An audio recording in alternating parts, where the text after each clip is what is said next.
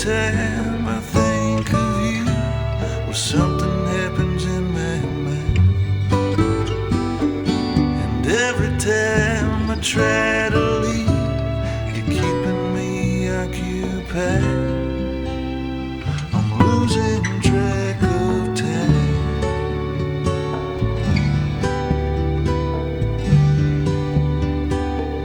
I'm losing track of time.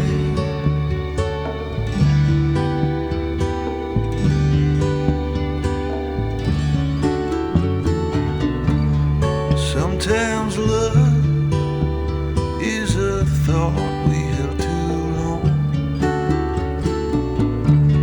Sometimes it's alright just to be a little wrong, with no sense of consequence, the strength to carry on. Sometimes love is a reason to hold on, blowing like a pair of gloves and get yourself a warm-up coat. Oh yes, we'll be doing fine, just losing track of time.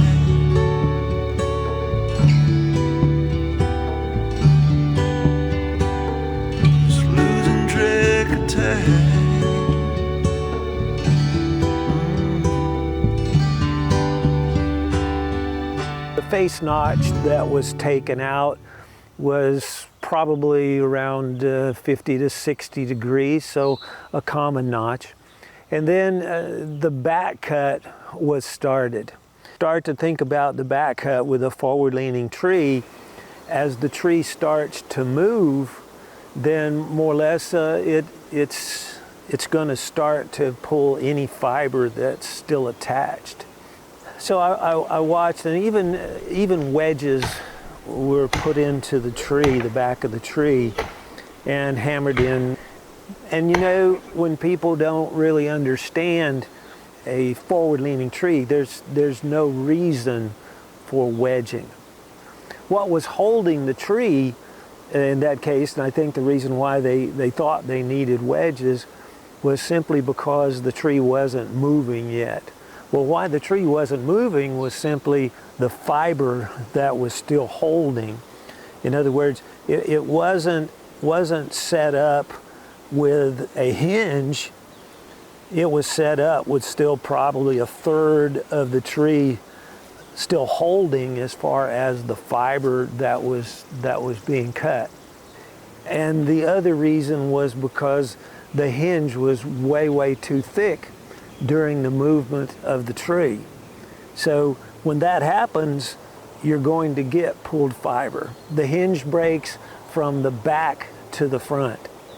Understanding that the hinge breaks from the back to the front, it has to be thin enough to allow those fibers to bend over and not pull. You see, when the hinge is too thick, it starts to separate at the back, and then if it's too far back, the fibers tend to pull out vertically instead of bending over and breaking. But let's go back to the issues that really started it, and that was the lean of the tree. You see, if you understand how the lean works, then you can basically be able to use the proper cuts to control it. People often look at the trunk of the tree to determine where the tree leans. And, you know, really you need to take a look at the entire canopy of the tree. Number one, looking for any hazards and issues there as far as limbs that could come down, vines that might be pulling, those types of things, and then obstructions. You know, so many times we think about, oh, that tree's leaning over there, so that's the way it needs to go. If there's an obstruction there, a fence, a power line, a house, you know, bad terrain, all of those things, then more or less it can't go that position. So you have to be able to take lean information to put it in the right spot, to put it in a spot that's long enough and wide enough to be able to accept the tree. So as we start to think through, first is looking at the surroundings of safety, hazards and obstacles. Second is then to look at leans, and leans need to be observed in two positions. The first position is in the direction that you want the tree to go, and it's weighted objective side to side. The second lean that we need to look at is the lean forward to back. Forward to back is basically, is it leaning towards the location you want it to go, or is it leaning away from it? And so that's your determining factor. Both of those actually are planned in relationship to the hinge material that you plan to control that tree with. Third thing then, once you understand the leans, you're observing a good side, bad side from the side leans potential. You're observing whether the tree is going to fall under gravity and weight in its own position because of forward lean, or is the tree leaning back and we have to pull or push or lift the tree to that location you desire for it to go. Then is it open enough, and can I get away from this moving tree far enough to prevent being part of a struck by situation? And so that's determining your escape route.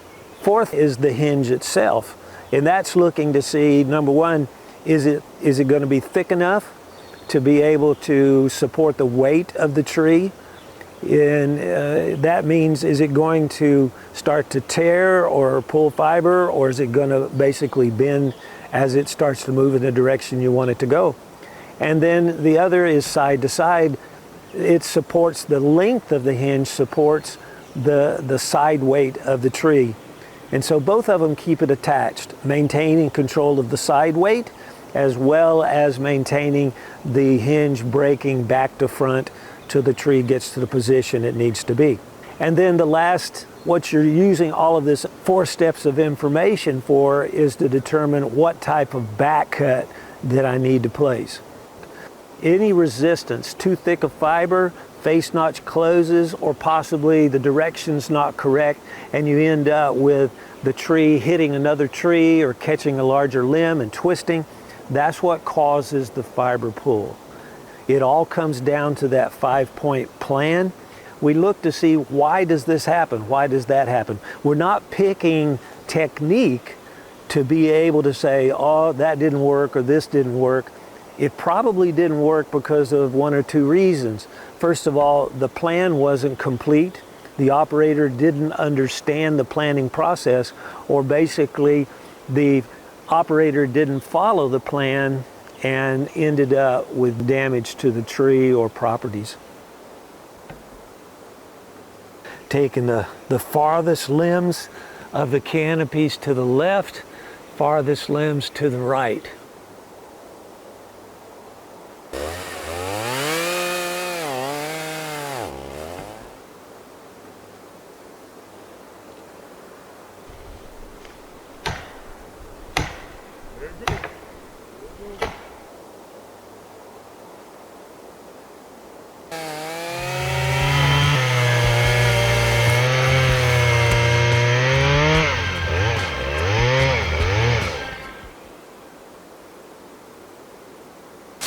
You know, whatever we do, usually we have some type of an idea of a plan. Maybe it's something we haven't done a lot of before, and our plan isn't, I guess you'd say, very well educated.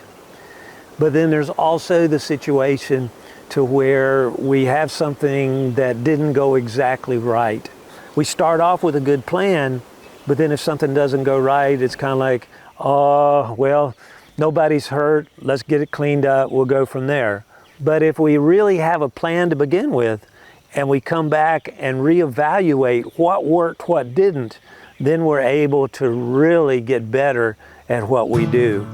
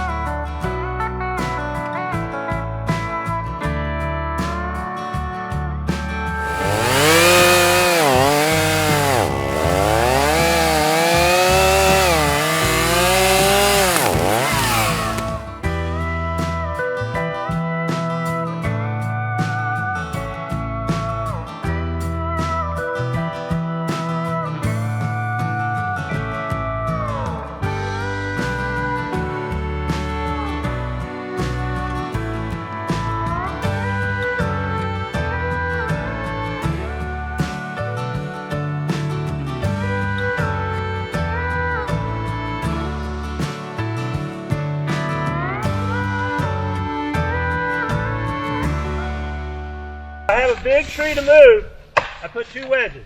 I hit here, this one loosens. Hit here, that one loosens. Hit, going, slowly. Now, if I have to stack wedges, one tight. You never stack wedges this way because it's going to kick out. So I stack this way. So I have a flat lifting surface. So here I can go in this way. I have one as a shim and one lifts. There it goes. There it goes. What's the top doing? Moving. Moving forward? Yes. Yeah, it's moving.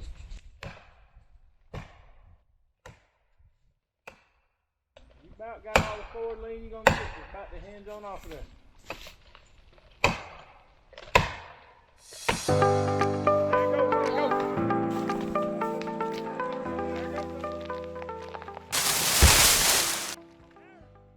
You know, whatever we do, usually we have some type of an idea of a plan. Maybe it's something we haven't done a lot of before, and our plan isn't, I guess you'd say, very well educated. But then there's also the situation to where we have something that didn't go exactly right. We start off with a good plan, but then if something doesn't go right, it's kind of like, oh, well, nobody's hurt, let's get it cleaned up, we'll go from there. But if we really have a plan to begin with, and we come back and reevaluate what worked, what didn't, then we're able to really get better at what we do.